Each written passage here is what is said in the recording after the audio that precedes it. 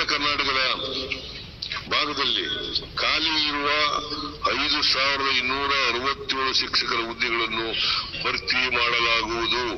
ಮುಂದುವರಿದು ಇಲಾಖೆಯಲ್ಲಿ ಇನ್ನೂ ಖಾಲಿ ಇರುವ ಶಿಕ್ಷಕರ ಹುದ್ದೆಗಳನ್ನು ತರ್ಕಬದ್ಧಗೊಳಿಸಿ 5000 ಹುದ್ದೆಗಳನ್ನು ಭರ್ತಿ ಮಾಡಲು ಕ್ರಮ ವಹಿಸಲಾಗುವುದು. ಮಂಡನೆಯಲ್ಲಿ ಎಲ್ರೂ ನೀವು ಆ ಒಂದು ತುಣುಕನ್ನ ಅಂದ್ರೆ ವಿಡಿಯೋ ತುಣುಕನ್ನ ನೋಡಿರಬಹುದು ಅಂತ ಅನ್ಕೊಳ್ತೀನಿ. ಶಿಕ್ಷಣ ಇಲಾಖೆಯಲ್ಲಿ ಇರ್ತಕ್ಕಂತ ಸಾಕಷ್ಟು ಹುದ್ದೆಗಳು ಇವತ್ತಿನ ದಿನ ಖಾಲಿ ಇದೆ. ಅದು ನಮಗೂ ಕೂಡ ಗೊತ್ತಿದೆ.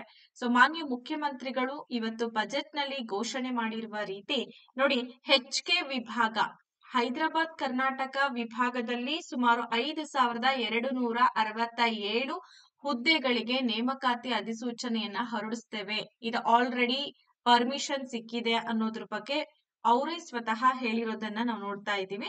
ಸೊ ಇಷ್ಟು ದಿನ ಏನಾಗ್ತಾ ಇತ್ತು, ಬಜೆಟ್ ಗಳಲ್ಲಿ ಮಂಡನೆ ಆಗ್ತಾ ಇರ್ಲಿಲ್ಲ. ಹಿಂದೆ ನಾವೆಲ್ಲ ನೋಡಿದ್ವಿ.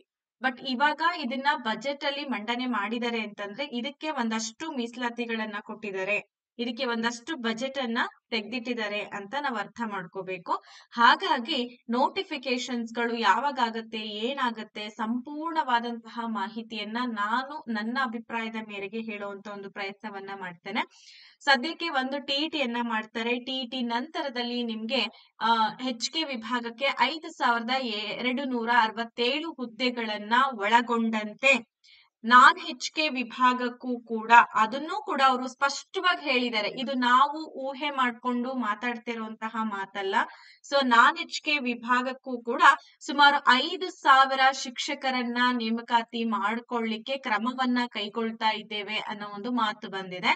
ಸೊ ಹಾಗಾಗಿ ನಿಮ್ಮೆಲ್ಲರ ಗಮನಕ್ಕೆ ನಾವು ಏನ್ ಹೇಳ್ತಾ ಇರೋದು ಅಂತಂದ್ರೆ, ಶಿಕ್ಷಕರ ನೇಮಕಾತಿ ಪ್ರಕ್ರಿಯೆ ಆರಂಭ ಆಗತ್ತೆ. ಇನ್ನೇನು ಒಂದು 2 ರಿಂದ 3 ತಿಂಗಳಲ್ಲಿ ಇದಕ್ಕೆ ಬೇಕಾದಂತಹ ಎಲ್ಲಾ ಕ್ರಮಗಳನ್ನ ಕೈಗೊಳ್ತಾರೆ. ಸೊ ಆದಷ್ಟು HK ವಿಭಾಗದ ವಿದ್ಯಾರ್ಥಿಗಳು, ನಾನ್ HK ವಿಭಾಗದ ವಿದ್ಯಾರ್ಥಿಗಳು ನಿಮ್ಮ ಕ್ವಾಲಿಫಿಕೇಶನ್ಸ್ ಏನೇನಿದೆ ಅದಕ್ಕೆ ತಕ್ಕಂತೆ ನೀವು ತಯಾರಿಯನ್ನ ಆರಂಭ ಮಾಡಿ.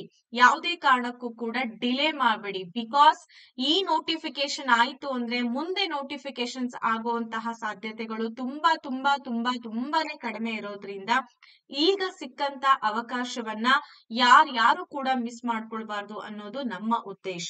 ಹಾಗಾದ್ರೆ ನಿಮ್ಗೆ ಯಾವಾಗ ಆಗಬಹುದು ನೋಟಿಫಿಕೇಶನ್ ಅಂತಂದ್ರೆ, ಮ್ಯಾಕ್ಸಿಮಮ್ ನನಗೆ ಒಂದು ಐಡಿಯಾ ಇರೋದೇನಪ್ಪಾ ಅಂತಂದ್ರೆ ಈ ಒಂದು ವರ್ಷದ ಕೊನೆಯಲ್ಲಿ ನಿಮ್ಗೆ ನೋಟಿಫಿಕೇಶನ್ ಆಗುವಂತ ಸಾಧ್ಯತೆ ಇರುತ್ತೆ. ಇಲ್ಲ ಇನ್ ದ ಮಿಡಲ್ ಆಗಸ್ಟ್ ಮತ್ತೆ ಈ ತಿಂಗಳಲ್ಲಿ ಕೂಡ ಆಗುವಂತಹ ಸಾಧ್ಯತೆ ಇರುತ್ತೆ.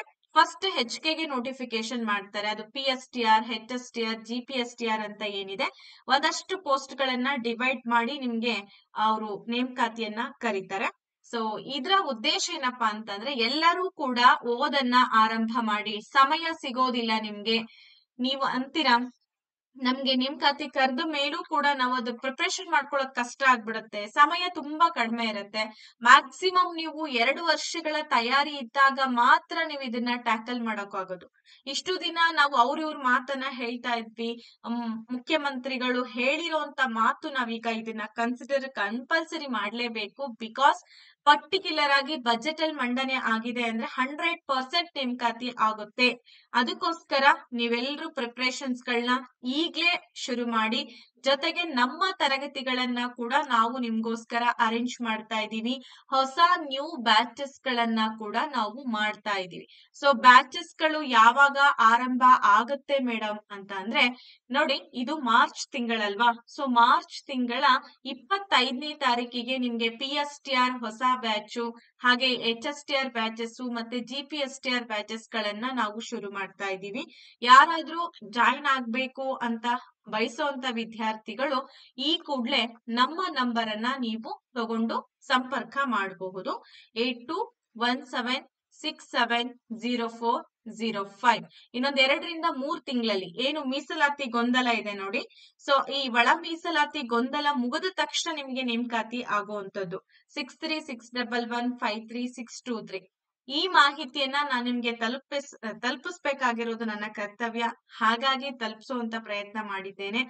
ಸೊ ಈ ವಿಡಿಯೋ ಎಲ್ರೂ ಕೂಡ ಎಚ್ಚೆತ್ಕೊಳ್ಳಿ. ಬಿಕಾಸ್ ನಿಮ್ಗೋಸ್ಕರ ಅವಕಾಶಗಳು ಬಂದಾಗ ಯಾವುದೇ ಕಾರಣಕ್ಕೂ ಕೂಡ ನೀವೇನಾಗಬಾರ್ದು, ಹಿಂದಕ್ಕೆ ಸರಿಬಾರ್ದು. ಅವಕಾಶಗಳು ನಮ್ಗೆ ಒಂದೇ ಸಲ ಸಿಗೋದು. ಅಂತಹ ಅವಕಾಶವನ್ನ ನಾವು ಸುಸೂತ್ರವಾಗಿ ಬಳಸ್ಕೊಳ್ಳುವಂತಹ ಪ್ರಯತ್ನವನ್ನ 100% ಮಾಡ್ಲೇಬೇಕಾಗತ್ತೆ. ಹಾಗಿದ್ರೆ ಈ ವಿಡಿಯೋದ ಮೂಲಕ ನೀವೇನ್ ತಿಳ್ಕೊಂಡಿದ್ದೀರಾ ಅನ್ಕೊಂಡು ಇವತ್ತಿನ ಈ ತರಗತಿಯನ್ನ ಇಲ್ಲಿಗೆ ಮುಗಿಸ್ತೇನೆ. ಧನ್ಯವಾದಗಳು. Take care. ಬೈ. ಹಾಗೆ ಇದಕ್ಕೆ ಸಂಬಂಧಪಟ್ಟಂಗೆ ಈಗ PSTR ಗೆ ಏನ್ ಕ್ವಾಲಿಫಿಕೇಶನ್, HSTR ಗೆ ಏನ್ ಕ್ವಾಲಿಫಿಕೇಶನ್, GPT ಗೆ ಏನ್ ಕ್ವಾಲಿಫಿಕೇಶನ್ ಇದೆ, ಸಿಲೆಬಸ್ ಏನಿದೆ, ಅದೆಲ್ಲವನ್ನ ನಾನು ಸಪರೇಟ್ ಅಲ್ಲಿ ನಿಮಗೆ ಟೀಚ್ ಮಾಡ್ತಾ ಹೋಗ್ತೇನೆ. Okay, thank you and take care. By.